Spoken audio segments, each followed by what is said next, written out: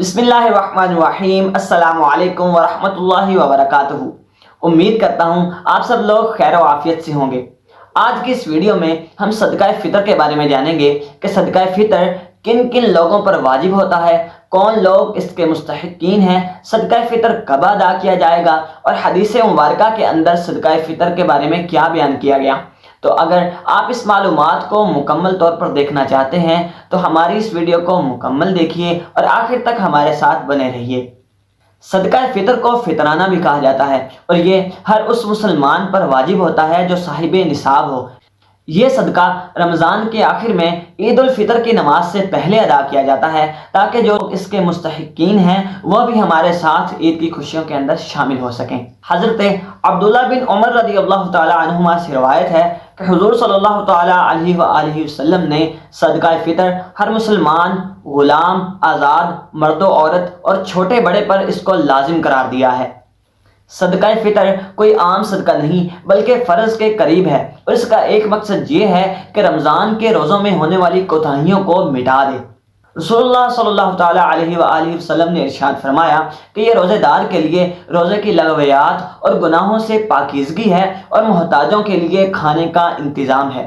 اس صدقے سے ایک طرف محتاجوں کی مدد ہوتی ہے اور دوسری طرف روزے کی روحانیت میں اضافہ ہوتا ہے۔ صدقہ فطر کی مقدار کیا ہے؟ صدقہ فطر 4 چیزوں میں سے کسی ایک چیز کے برابر ادا کیا جائے گا۔ اگر گندم کے برابر ادا کرنا ہو تو 1.5 سے 1.25 کلو کے درمیان صدقہ فطر ادا کیا جائے گا۔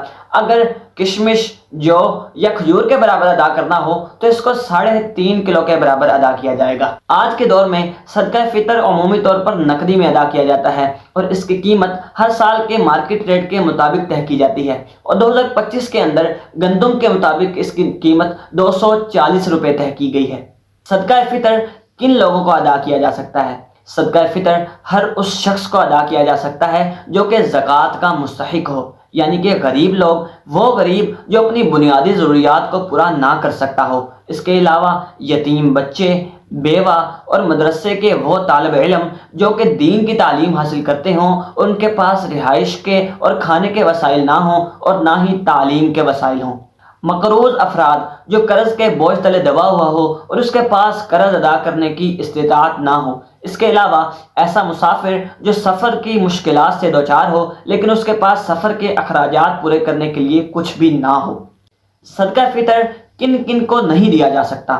صدقہ فطر اپنے ماں باپ، نانا نانی، دادا دادی، اس کے علاوہ اپنی اولاد میں بیٹا بیٹی یا ان کے نواسا نواسی یا ان کے پوتا پوتی، ان کو صدقہ فطر نہیں دیں گے۔ اس کے علاوہ مالدار شخص کو صدقہ فطر نہیں دیں گے اور کسی سید زادے کو براہ راست صدقہ فطر نہیں دیا جا سکتا۔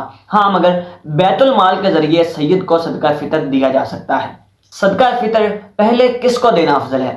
تو سب سے پہلے اپنے رشتہ داروں کے اندر دیکھا جائے گا کہ جو پیچھے بیان کر دیے گئے ہیں ان کے علاوہ اگر کوئی خاندان کے اندر مستحق ہو تو سب سے پہلے صدقہ فطر اس کو دینا ضروری ہے، جیسے کہ چچا، پھوپھو، خالہ وغیرہ۔ اگر ان میں سے کوئی مستحق ہو تو کوشش کریں کہ پہلے صدقہ فطر ان کو ادا کریں۔ اس کا فائدہ یہ ہے کہ اس سے صدقہ فطر بھی ادا ہو جائے گا اور صلہ رحمی کا بھی اس سے ثواب ملے گا۔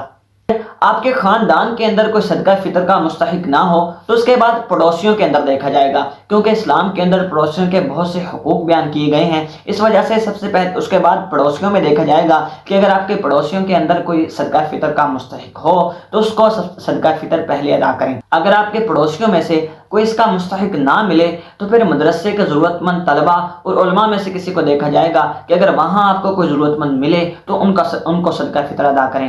اگر پھر بھی آپ کو کوئی اس کا مستحق نہ ملے تو پھر عام عوام کے اندر دیکھیں کہ عام عوام کے اندر آپ کو کوئی ایسا غریب، کوئی ایسا مستحق نظر آئے کہ جو سڑکوں پر بھیک نہ مانگتا ہو مگر کہ ضرورت مند ہو تو اس کی خاموشاً مدد کر دیں۔ خاموشاً مدد کرنا اجر کا کام ہے۔ صدقہ فطر کو جتنی جلدی ہو سکے ادا کر دیں تاکہ اس کے جو مستحق ہیں ان تک ان وقت پر جو ہے وہ صدقہ فطر پہنچ جائے تاکہ وہ بھی عید کی تیاریاں کر سکیں اور ہمارے ساتھ عید کی خوشیوں کے اندر شامل ہو سکیں۔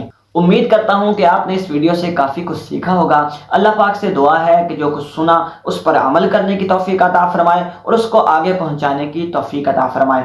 اگر آپ کو ہماری ویڈیو پسند آئی تو اس کو لائک کر دیں اور اس طرح کی مزید ویڈیوز کو دیکھنے کے لیے ہمارے چینل کو سبسکرائب کر دیں اور اس ویڈیو کو شیئر کر دیں۔ جزاک اللہ خیرہ۔